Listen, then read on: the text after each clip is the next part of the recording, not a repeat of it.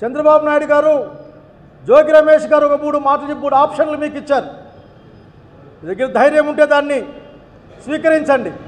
ఒకటి, పాపం దైవభక్తుడు జోగి రమేష్ దేవుని దగ్గర ప్రమాణం చేద్దామని అడిగాడు. కాదు, సత్యశోధన నిలబడతాను నేను, లై డిటెక్టర్ నిలబడతాను నేను, మీరు వస్తారా అడిగాడు.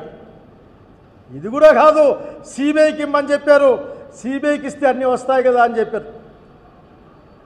కానీ మీరు సిట్ వేశారు. మధ్య ఏదో వస్తూ ఉంటే ఒక చిన్న పిల్లల సినిమా చూసిన అట్లా మహేష్ బాబు అనుకుంటా, అబ్బా దీని వేషాలు అంటుంటాడు.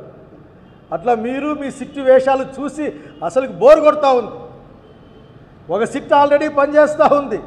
ఈరోజు కూడా ఒక్క రుజువు కూడా లేకుండా కేవలం కంప్లైంట్లపైనే సిట్ నడిపిస్తూ ఉన్నారు. సిట్ గురించి మాట్లాడితే కొడతా ఉన్నారు. ఇప్పుడు ఇంకొక సిట్ ఇది. ఈ సిట్లో మళ్ళీ మీ వాళ్ళనే కూర్చోబెడతారు. మీ వాళ్ళకి క్లీన్ చిట్ ఇచ్చే ప్రయత్నం చేస్తారు. నిజంగా అసమర్థ రాజకీయాలు అందామా, లేక అసమర్థ సిగ్గులేని రాజకీయాలు అందామా, లేకపోతే అసలు పరిపాలన భ్రష్టు పట్టించి కేవలం మీ అధికారాన్ని ఏ విధంగా అయితే 45 లక్షల ఓట్లకు లెక్క లేకుండా పోయిందో, లేక ఆలస్యంగా పడ్డాయో, ఇప్పటికే మీరు ఓట్ చోరీ ద్వారా అధికారంలోకి వచ్చారని ప్రజలు మాట్లాడుకునే క్రమంలో మీరు సంపాదనకే, మీరు సంపాదించుకుందామనే మీరున్నారా? ఇప్పటికే ఈ లిక్కర్ వలన 5-6 వేల కోట్ల రూపాయలు మీకు సంబంధించిన వాళ్ళ జేబుల్లో చేరినాయని ఒక వార్త.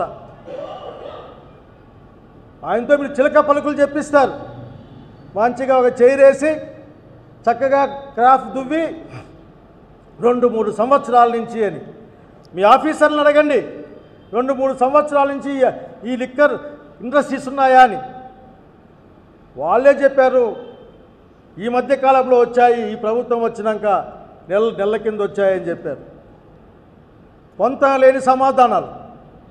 మీ కొడుకే వస్తాయి. నేను మామూలు పిల్లల గురించి మాట్లాడడానికి పెద్ద ఇష్టపడను, కానీ నేను ఒక మాట చెప్పాలనుకున్నా లోకేష్ బాబు గారికి.